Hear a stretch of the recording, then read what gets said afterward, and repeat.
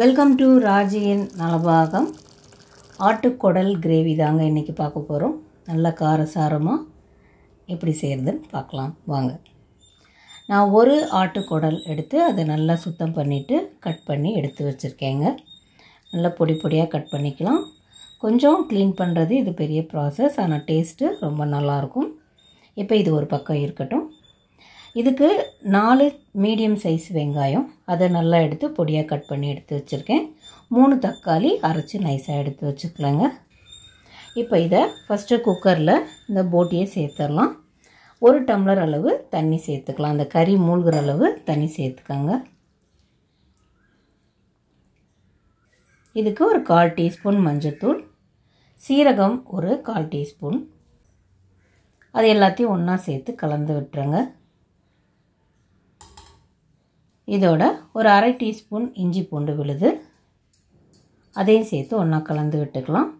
இப்போது கொஞ்சம் அரை உப்பு சேர்த்துக்கலாங்க. முழு உப்பாக சேர்க்காமல் இதுக்கு எவ்வளோ தேவையோ அதுலேருந்து பாதி உப்பு இதுக்கு சேர்த்துக்கலாம். இப்போ இதை மூடி போட்டு விசில் விட்டு ஒரு 10 விசில் விடுங்க. இது கொஞ்சம் நல்லா வேகணும். இப்போது வெந்துருச்சு பாருங்கள் குடல். இப்போ முதல்ல நம்ம மொத்தமாக சேர்த்துருந்தோம், இப்போ கட் பண்ணி தனித்தனியாக வெந்துருச்சு பாருங்கள். இப்போது இதில் இருக்கிற அந்த கொழுப்பு எல்லாமே எண்ணெயாக இங்கே பாருங்கள் இப்படி மிதந்து வரும். அதனால் நம்ம தாளிக்கும் போது கொஞ்சம் எண்ணெய் கம்மி பண்ணி கூட சேர்த்துக்கலாம்.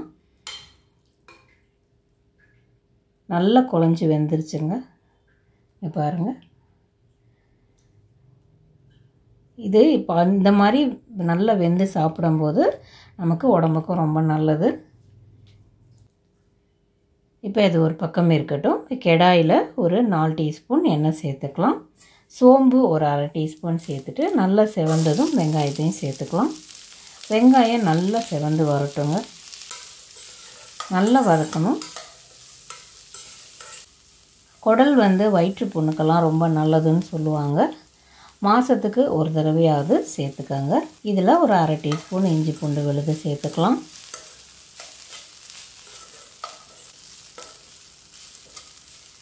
நல்லா வதங்கினதும் மஞ்சத்தூள் ஒரு 1/4 டீஸ்பூன், மிளகாய்த்தூள் 1 டீஸ்பூன், தனியாத்தூள் ஒரு 1/2 டீஸ்பூன், சீரகத்தூள் 1 டீஸ்பூன், மிளகுத்தூள் ஒரு 2 டீஸ்பூன், கரம் மசாலா ஒரு 1/4 டீஸ்பூன்.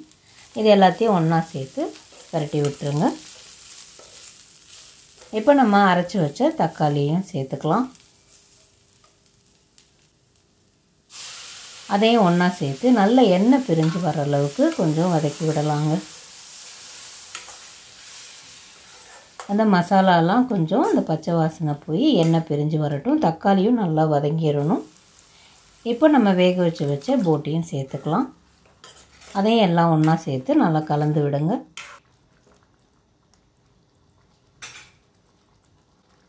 இப்போது உப்பை செக் பண்ணிவிட்டு கொஞ்சம் பத்தலைன்னா கொஞ்சம் சேர்த்துக்கோங்க. ஒரு 1/4 டம்ளர் தண்ணி சேர்த்துக்கலாம். ஏன்னா கறி எப்பயுமே நான்வெஜ் செய்யும்போது உப்பு கொஞ்சம் கம்மியாகவே ஸ்டார்டிங்கில் சேர்க்கணுங்க. பார்த்துட்டு அப்புறம் நம்ம திருப்பி போட்டுக்கலாம். இப்போ மூடி போட்டுட்டு ஒரு 10 நிமிஷம் அப்படியே விட்டுருங்க.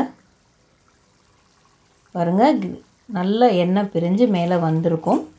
இந்த ஸ்டேஜ்லேயே உங்களுக்கு போதுனாலும் நீங்கள் நம்ம இறக்கிக்கலாம். இல்லை இன்னும் நம்ம நல்லா கொஞ்சம் திக்காக வரணுன்னா இன்னும் கொஞ்சம் நேரம் ஸ்டவ்வை சிம்மில் வச்சு அப்படியே விட்டுடுங்க. நம்ம ஊற்றின எண்ணெய் எல்லாம் மேலே பிரிஞ்சு அப்படியே தனியாக வரும். இன்னும் டேஸ்ட்டு ரொம்ப நல்லா இருக்குங்க. இப்போ இந்த மாதிரி இந்த ஸ்டேஜ் வந்த பிறகு கொத்தமல்லி கருவேப்பிலை தூவிட்டு நம்ம சர்வ் பண்ணலாம். நீங்களும் ட்ரை பண்ணி பாருங்கள். வேறு ரெசிபியோட அடுத்த வீடியோவில் மீட் பண்ணுறேன். தேங்க்யூ.